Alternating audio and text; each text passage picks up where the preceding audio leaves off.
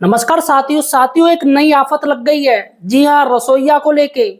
अगर आपके यहाँ मिड डे मील बनता है और रसोइया काम करती है तो यहाँ पर रसोइया की नियमावली जान लीजिए। जी हाँ, रसोइया रखने का शासनादेश क्या है और क्या नियम है, यहाँ पर मैं आपको बता दूं। अगर इस शासनादेश के अनुसार रसोइया नहीं रखी गई है तो आप सस्पेंड हो सकते हो। जी हाँ, ये मैं नहीं कह रहा हूँ, खुद सरकार का ऐसा आदेश है, क्योंकि सरकार अब हर चीज सही करना चाह रही है। तो रसोइया सबसे ज्यादा दोस्तों मिड डे मील बनाती हैं जिसे इंग्लिश में कुक कहते हैं, और रसोइया का काम है मिड डे मील बनाना, जो बच्चों को दोपहर का भोजन परोसा जाता है।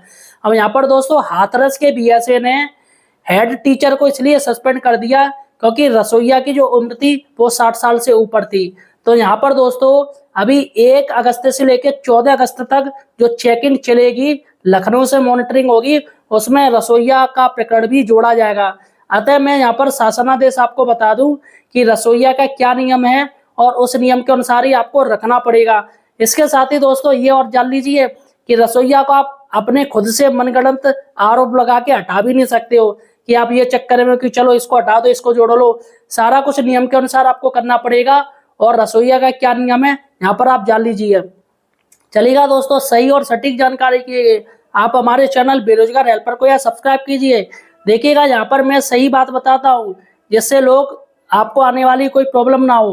तो यहाँ पर मैं एडवांस में बता दे रहा हूँ, 1 अगस्त से लेकर 14 अगस्त तक लखनऊ से मॉनिटरिंग वाली चेकिंग होगी, और सीधे अगर आपके ऊपर और बाकायदा पॉइंट तय किए गए, इतने पॉइंट आपके सही होने चाहिए, और अगर ये सही नहीं होते तो सीधा प्रेरणा पोर्टल पर आपके ऊपर कार्रवाई दर्ज की जाएगी।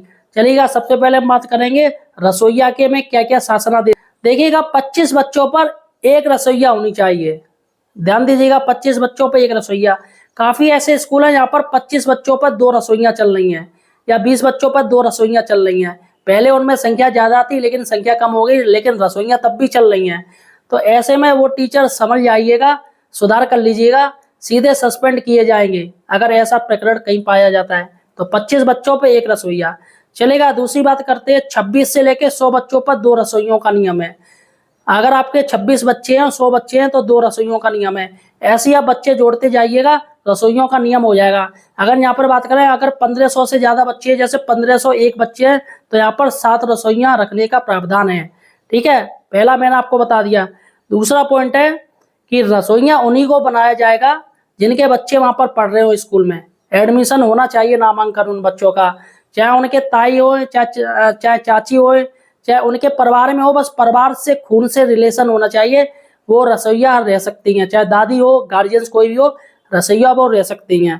ठीक है, बहुत से टीचर क्या कर रहे हैं कि उनका कोई भी नहीं है बच्चा, कक्षा 5 या 6 या 8 पास आउट हो चुका है, फिर भी उनकी रसोइयों का नाम चल रहा है। तो ऐसे में आप अगर कोई शिकायत कर भी देना तो सीधा आप सस्पेंड किए जाओगे। चलेगा, नेक्स्ट बात है, तीसरे पॉइंट की बात करें, रसोइयां कौन सी रखनी चाहिए। पहले मुख्यतः जो की गई है सरकारी की तरफ से। देखिएगा, विधवा अगर कोई है आपके गांव में तो सबसे पहले उसको वरीयता दी जाएगी, विधवा को, और विधवा को आप हटा भी नहीं सकते हो आसानी से। और निराश्रित है, वो अकेली रहती है, उनका परिवार बाहर रहता है, बेचारी अकेली रहती है, पति नहीं है, कोई नहीं है, तो वो निराश्रित है। रसोइया के रूम में अगर वो चयन करवाना चाहती तो आपको रखना पड़ेगा। उसके बाद है तलाकशुदा। जी हाँ, अगर कोई महिला है जो तलाकशुदा है तो उसको वरीयता दी जाएगी। ये 3 वरीयता है। काफी लोगों मैंने मैटर देखे हैं कि इन लोगों को हटा देते हैं, ऐसा बिल्कुल नहीं करना है, इनको पहले वरीयता देनी है। अगर शिकायत हो भी जाएगी ना तो सीधे आप पर कार्रवाई की जाएगी। वैसे भी अधिकारी लोग इंतजार में रहते हैं कि टीचर गलती करे, और कार्रवाई के लिए हमेशा तैयार रहते हैं। चलेगा, यहाँ पर आप किस तरीके से रसोइया को हटा सकते हो, हटाने की भी बात मैं बता दूं। देखिएगा, जांच होगी, पहले जांच होगी, और जो आरोप लगाए गए हैं उसके साथ होनी चाहिए, और उसके बाद इस रसोइया जो आप हटाना चाहते हो वो हट सकता है। लेकिन रसोइया का जो चयन है वो चयन समिति ही उसे हटाएगी। अब रसोइया का चयन कौन करता है, चलिएगा मैं आपको बता दूं। रसोइया का जो चयन है वो ग्राम पंचायत करती है, इसमें प्रधान भी आते हैं। बहुत सी जगह चयन अलग अलग तरीके से होता है, बहुत से जिलों में, कुछ जिलों में ग्राम पंचायत द्वारा होता है, बाकायदा प्रधान जी उसका चयन करते हैं, पूरा स्टाफ और जो भी कुछ है। और वार्ड समिति भी करती है, कुछ जिलों में वार्ड समिति के द्वारा चयन किया जाता है, और बहुत से स्कूलों में एसएमसी द्वारा चयन किया जाता है, विद्यालय प्रबंधन समिति द्वारा, जिसमें सारे के सारे समिति के 11 मेंबर और प्लस गार्जियन सारे होते हैं, वो उसमें रसोइया का चयन करते हैं। ठीक है, और अगर हटाना है तो हटाने का भी जो पावर है वो इन्हीं तीनों के पास होगा, लेकिन साक्ष्य चाहिए। बिना साक्ष्य के और जांच के आधार पर आप नहीं हटा सकते। यहाँ पर रसोइयों के लिए बाकायदा सरकार ने 2000 रुपये भी दिए हैं, शायद 2000 रुपये दिए गए हैं, जिससे उनकी वो ड्रेस पहने। तो यहाँ पर अगर आपकी रसोइया बिना वैसी साड़ी पहनकर काम कर रही है तो आप ड्रेस लाइएगा। एक आगे की एक ड्रेस होती है जिसे रसोइया पहनती है, आपने देखा हो कुक होते हैं जो होटल होते हैं उनमें वो आगे पहनते हैं, तो वही ड्रेस आपको पहनानी पड़ेगी। बिना उसके आप रसोई घर में नहीं भेज सकते हो।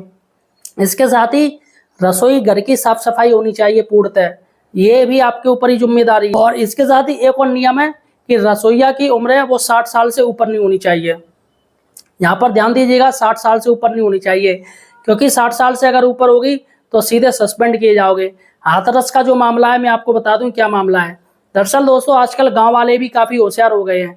आपको पता होगा कि आजकल मुख्यमंत्री पोर्टल पर, जी हाँ, IVRS पर फौरन शिकायत डाल दी जाती है, वो DM के पास जाती है, DM उसे भेजते हैं तहसील पर SDM के पास, और SDM फॉरवर्ड मार देते हैं BSA के पास, और BSA भेजते हैं ब्लॉक के ABSA के पास। तो जांच होती है और हर हाल में उसकी संतुष्टि देनी पड़ती है।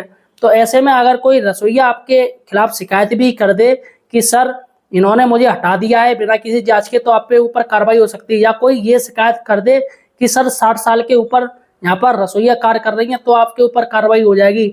या कोई ये शिकायत मार दे कि सर मैं विधवा हूँ मुझे हटा दिया जबकि किसी और को लगा लिया, तो ऐसे में आपके ऊपर कार्रवाई हो सकती है।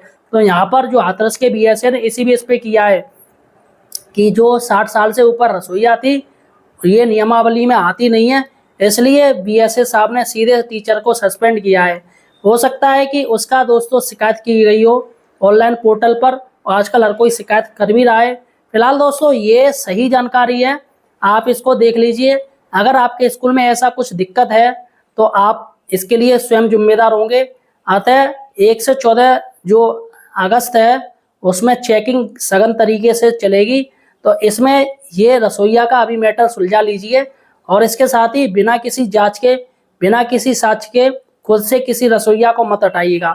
बाद में पता चले कि उसने शिकायत कर दी IVRS पोर्टल पर, मुख्यमंत्री पोर्टल पर, तो सीधे आप पर कार्रवाई तय है। अतः साथी और कोई आपको जानकारी चाहिए तो मुझे कमेंट सेक्शन में जाके मुझसे पूछ सकते हैं। इसके साथ ही सही जानकारी के लिए आप हमारे चैनल बेरोजगार हेल्पर को यार सब्सक्राइब कीजिएगा, सपोर्ट कीजिएगा। धन्यवाद साथी।